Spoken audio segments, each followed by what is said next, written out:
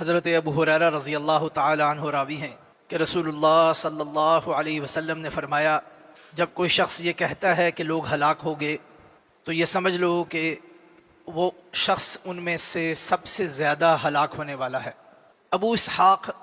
جو اس حدیث کے راویوں میں سے نیچے کے ایک راوی ہیں جن سے امام مسلم نے یہ حدیث نقل کی ہے، وہ کہتے ہیں کہ مجھے پوری طرح یقین نہیں ہے کہ اہلکہم یا اہلکوہم، یہ زبر یا پیش کے فرق کے ساتھ یہ کہا گیا، یعنی ان کو اس میں تھوڑی سی کنفیوژن ہے، لیکن دونوں کے ساتھ معانی میں ایک وقت تبدیلی آتی ہے مگر بامانی یہ حدیث رہتی ہے، اور آپ صلی اللہ علیہ وآلہ وسلم کا یہ فرمان بامانی رہتا ہے۔ اگر ہم ایک طرح پڑھیں تو اس کا مطلب ہے جو ابھی ترجمہ کیا گیا ہے کہ ایسا شخص جو یہ کہے کہ لوگ ہلاک ہو گئے وہ ان میں سب سے زیادہ ہلاک ہونے والا ہے، ایک مطلب یہ بنتا ہے، اور دوسرا مطلب یہ بنتا ہے کہ اس نے ایسے شخص نے لوگوں کو ہلاک کر دیا۔ دونوں صورتوں میں اس کا مطلب بنتا ہے، ابھی آگے چل کے اس کا معنی دیکھتے ہیں۔ یہ حدیث مبارکہ جو بنیادی مسئلہ بیان کرتی ہے وہ یہ کہ معاشرے کے لوگوں کو کبھی بھی اجتماعی طور پر سزا نہیں دینی چاہیے۔ ایک اجتماعی سزا ہے کہ آپ واقعتاً کسی معاملے میں ان کو سزا دیں۔ اجتماعی سزا ویسے بھی کسی مہذب معاشرے میں کوئی مناسب چیز نہیں ہوتی۔ جن لوگوں نے جرم کیا ہے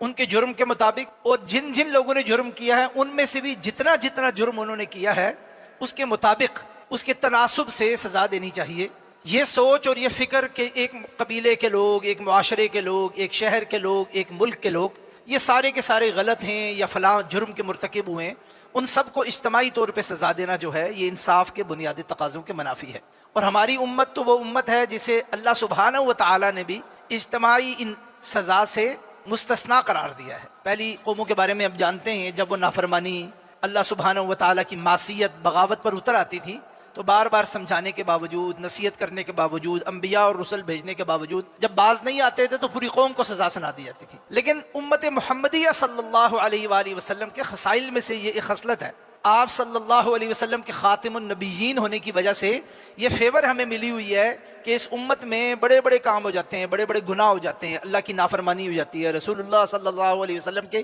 فرامین کو فراموش کر دیا جاتا ہے، مگر اس کے باوجود روز قیامت تک اس امت نے قائم رہنا ہے۔ تو اجتماعی سزا تو اس امت کے لیے بھی نہیں ہے۔ اللہ سبحانہ و تعالی نے اس امت کو اس محبت کی نظر سے رکھا ہوا ہے اور دیکھا ہوا ہے، اس امت میں سے کوئی بندہ اٹھ کے یہ کہنے لگ جائے کہ جی لوگ تو بس خراب ہی ہو گئے، لوگ تو ہلاک ہی ہو گئے، صرف کہنا خراب نہیں ہے بلکہ لوگ تو ہلاک ہو گئے، کسی وجہ سے معاشرے میں کوئی بیماری دیکھی، کوئی برائی دیکھی، کوئی فساد دیکھا، اور جو جینون ہے ہو سکتا ہے، مگر اس کی بنیاد پر ایک بلینکٹ سب کے اوپر ایک جملہ کس دینا، سب کے اوپر ایک فیصلہ صادر کر دینا، یہ چیز پسندیدہ نہیں ہے۔ اس چیز کو پسند نہیں کیا گیا۔ کیوں پسند نہیں کیا گیا؟ ایک تو اس کی طرف اشارہ پہلے کیا گیا کیونکہ اللہ سبحانہ و تعالیٰ نے اس امت کو قیامت تک کا وقت دیا ہے، تو امت اور امت کے کسی بڑے گروہ کے، کسی ملک، جیسے ہمارے یہاں عام طور پر جب ہم پاکستان کے حالات سے تنگ ہوتے ہیں کہتے ہیں یہ برباد ہی ہو گئے جی سارے۔ اب ایسی بات کرتے ہوئے محتاط رہنا چاہیے۔ بس اوقات لوگ نیت سے نہیں کرتے، محاورتاً کرتے ہیں، اس کے اندر کچھ بچاؤ ہے، یہ یاد رکھنا چاہیے۔ جب کوئی غلط بات بھی نا محاورتاً کسی علاقے میں زبان پہ چڑھ جائے تو انما الاعمال بالنیات، نیت نہیں ہوتی، لیکن ایسے محاوروں سے بھی بچنا چاہیے۔ یہ محاورے بھی غلط ہیں کیونکہ یہ محاورے اللہ کے اور اللہ کے رسول کی نافرمانی پر مبنی ہے، گو کہ اس میں نیت نہیں ہوتی، تو نیت نہ ہو تو انسان کا وہ مقصود نہیں ہوتا، اور انشاءاللہ ایسا شخص اس سزا کا مستحق بھی نہیں ہوگا۔ لیکن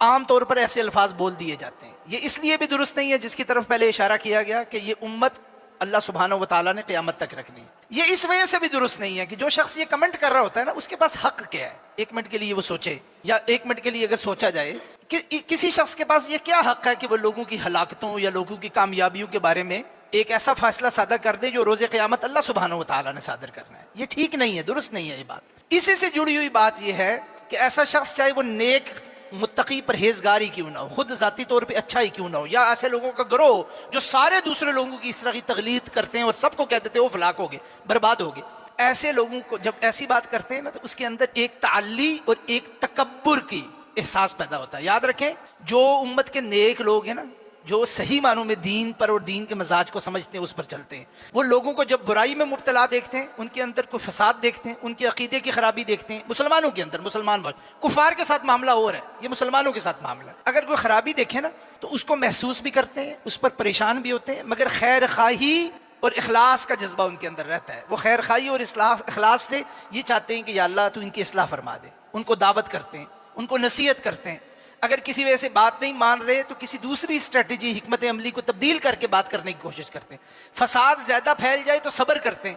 اپنے آپ کو خاموش رکھتے ہیں، حکمت اور دانائی پر مبنی خاموشی اختیار کرتے ہیں. اس قسم کے فتوے نہیں جڑتے کہ تم یہ سب کے سب برباد ہوگے، یہ سب سے زیادہ ہلاک ہوگے. یہ کوئی مناسب بات نہیں ہے، اس لیے کہ اس کے اندر ایک تکبر کا عنصر، ایک تکبر اور ایک تعلی کا عنصر شامل ہے. اور تکبر جیسے کہ معلوم ہے دیگر احادیث میں کہ رائی کے برابر بھی تکبر جو ہے وہ انسان کو جہنم میں لے جانے کا باعث بنتا ہے. رسول اللہ صلی اللہ علیہ وآلہ وسلم نے نہ یہ خود اختیار کیا، نہ اس کی تعلیم دی، نہ ہی صحابہ کو یہ طریقہ سکھلایا. اللہ سبحانہ و تعالی ہمیں اپنی اصلاح کرنے کی توفیق عطا فرمائے. سبحانک اللہم و بحمدک، اشہد ان لا الہ الا انت، استغفرک و اتوب الیک.